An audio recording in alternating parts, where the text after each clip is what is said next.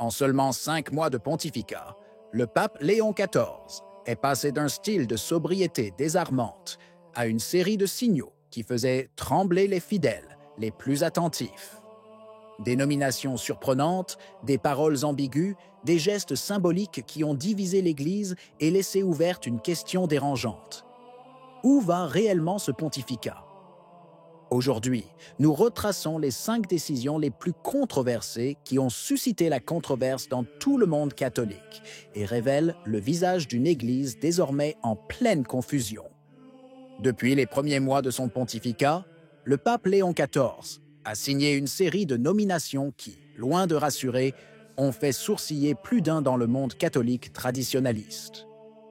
Le fil conducteur de ces choix est l'orientation progressiste souvent déclarée qui semble vouloir donner à la curie et aux organismes culturels du Saint-Siège une direction plus inclusive et, pour certains, moins ancrée dans la tradition doctrinale. Le premier choc est venu avec la nomination de Cristiana Perella à la tête de l'Académie des Virtuoses au Panthéon. Son arrivée dans une institution historiquement liée au mécénat artistique de l'Église a été interprétée par de nombreux observateurs comme le signal d'un changement culturel qui privilégie la modernité esthétique à la dimension spirituelle de l'art. Mais ce ne fut pas une exception. Dans les domaines liturgiques et disciplinaires, la confirmation du cardinal Arthur Roche comme préfet du dicaster pour le culte divin et la discipline des sacrements irrita de nombreux milieux conservateurs. Roche, connu pour sa position restrictive sur la messe latine et son application rigoureuse du motu proprio de François Traditioni Custode, est considéré comme un symbole de continuité avec la saison précédente. Sa permanence dans un rôle aussi sensible a été interprétée comme un signal clair. Le nouveau pontife n'entend pas rouvrir le front liturgique aux concessions envers l'ancien rite. D'autres nominations ont consolidé l'impression d'un glissement progressiste vers la gauche dans la géographie du pouvoir du Vatican. L'arrivée du cardinal Jean-Claude Olrich, jésuite luxembourgeois et figure de proue du synode sur la synodalité, comme conseiller théologique informel, et l'influence croissante du cardinal Matteo Zuppi semblent indiquer une convergence entre les dirigeants du nouveau pontificat et les éléments les plus progressistes de l'épiscopat. Le front académique et culturel n'a pas été épargné par les surprises. Certaines sources internes rapportent que dans les prochains mois, des membres éminents des académies pontificales seront remplacés par des profils, davantage en dialogue avec l'époque contemporaine. Traduit, moins de théologiens dogmatiques et plus d'experts en environnement, en société et en communication.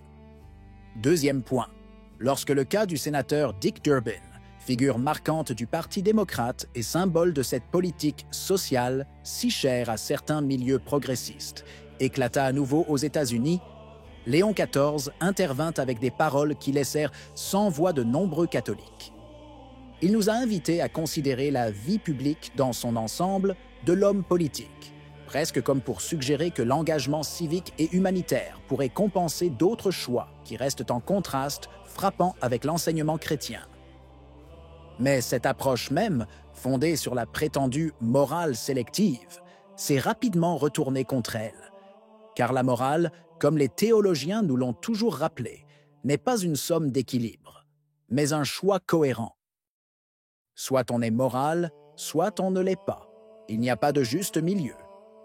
La sélectivité, en fin de compte, n'était perçue que par le pape, une façon de répartir les reproches et de diluer la responsabilité personnelle derrière la complexité du monde moderne. Ainsi, au lieu de renforcer la crédibilité morale du pontificat, le discours a donné l'impression inverse. Il a montré un pape attentif aux sensibilités politiques, mais incertain quant à la portée de son jugement. L'épisode d'Urbain reste ainsi un emblème de cette saison. Une Église qui parle beaucoup de cohérence, mais qui risque de la perdre dès qu'elle redessine ses frontières. Dans l'une de ses premières interviews publiques après son élection, Léon XIV a voulu faire valoir un point. Il n'y a actuellement aucune place pour les bénédictions liturgiques des couples de même sexe, ni pour la reconnaissance du diaconat féminin. Il a fait une distinction claire entre l'acceptation pastorale et le changement doctrinal, établissant que l'une ne peut jamais surmonter l'autre. Cette position a été accueillie avec soulagement par ceux qui craignent une capitulation face aux diktats du monde, mais elle a aussi alimenté les récriminations. Selon certains critiques, réitérer le « pas si tôt » suggère un choix stratégique et non une conviction réfléchie. Le parti veut gagner du temps, s'imposer comme un modéré, tout en gardant le contrôle. Quiconque écoute pourrait être amené à soupçonner que, sous une pression suffisante, il n'y a pas de marge d'erreur, pourrait devenir « nous déciderons plus tard ». Cette déclaration représente donc pour l'instant à la fois un avertissement et une limite tendue. Une limite que le monde moderne surveillera de près, attendant de voir si l'Église sera vraiment capable de résister à l'avancée des exigences culturelles. Point 4. Il n'a fallu qu'une journée pour déclencher une tempête.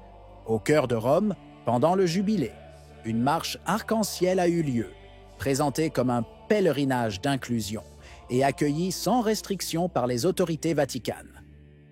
Les images des participants, accueillis en procession et reçus comme un groupe ordinaire de pèlerins, ont fait le tour du monde et ont suscité la réaction immédiate de nombreux évêques et prêtres. De nombreux prélats ont exprimé leur profonde indignation, parlant ouvertement de confusion morale et de outrage au décorum du lieu saint. Certains ont souligné que l'accueil pastoral ne peut jamais se transformer en une approbation symbolique de quelque chose qui contredit la loi naturelle et divine. L'absence de signal clair du Saint-Siège a été considérée comme une blessure encore plus grave que l'événement lui-même. Plusieurs évêques et cardinaux éminents ont demandé publiquement à Léon XIV un acte solennel de réparation pour restaurer l'honneur du lieu et donner un signe de clarté au monde. Mais le pape, bien qu'informé des demandes, n'a fait aucun geste officiel, se limitant à un appel générique au dialogue et à l'écoute. Face au silence, certains diocèses ont organisé un acte public de réparation, célébré dans les églises et les chapelles, pour demander pardon à Dieu pour l'offense infligée au cœur de la chrétienté. Un geste simple mais éloquent qui a donné la parole à ce segment de la population catholique qui refuse de se résigner au silence ou à la confusion des signes. 5e point, à Castel Gandolfo, lors de la conférence Raising Hope, Léon XIV a fait un geste qui a suscité la discussion.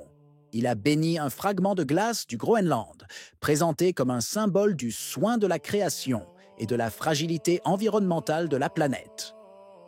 Un geste simple, mais très médiatisé, en ligne avec la conscience écologique promue par Laudato Si, qui a cependant laissé de nombreux fidèles perplexes. Pour de nombreux observateurs, la scène avait des allures de spiritualité spectaculaire, plus proche de l'activisme symbolique que de la prière. Bénir un bloc de glace, aussi chargé de signification environnementale fut-il, a semblé à beaucoup comme une façon de plier le langage sacré à la rhétorique mondaine.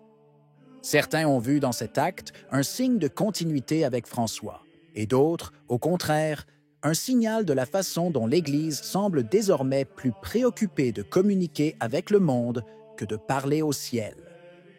En quelques images, Castel Gandolfo a offert un portrait du nouveau pontificat. Des gestes réfléchis, des messages globaux et une religiosité qui risque de fondre, comme cette glace bénie dans la chaleur du consensus. Qu'en pensez-vous?